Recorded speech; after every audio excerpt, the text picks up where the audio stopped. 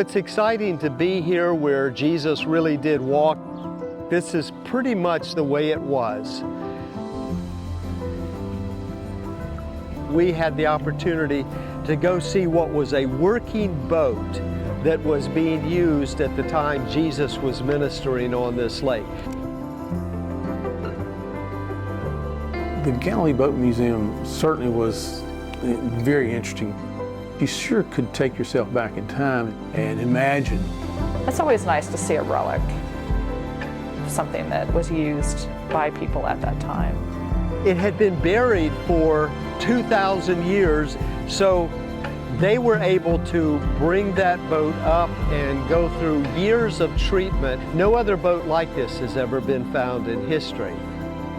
God caused a drought that allowed the boat to be exposed in the mud so people would see how large or how small a fishing boat was in the days of Jesus.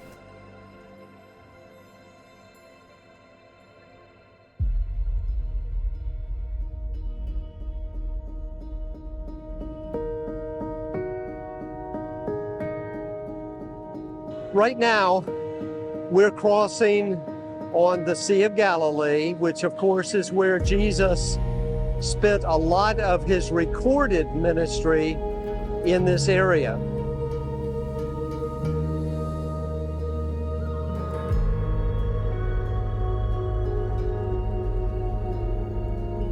I enjoyed the Sea of Galilee because that's where so many miracles of Jesus occurred. You know, walking on water, feeding of the 5,000, calming the storm. You could really kind of picture Jesus being there on the sea with the disciples. Just to having a context of the place made those stories more vivid for me.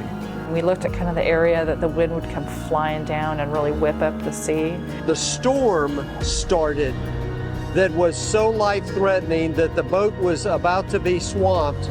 And so the men were concerned that, Lord, don't you care that we're perishing? And that was when, in the midst of a violent storm, Jesus simply spoke a word and the storm instantly stopped and the waves went away. I remember when we left the Sea of Galilee that morning that we were pulling away from the sea and Joel was reading scripture. I literally had tears in my eyes that this was a place that Jesus walked and taught his disciples, and it was life-changing.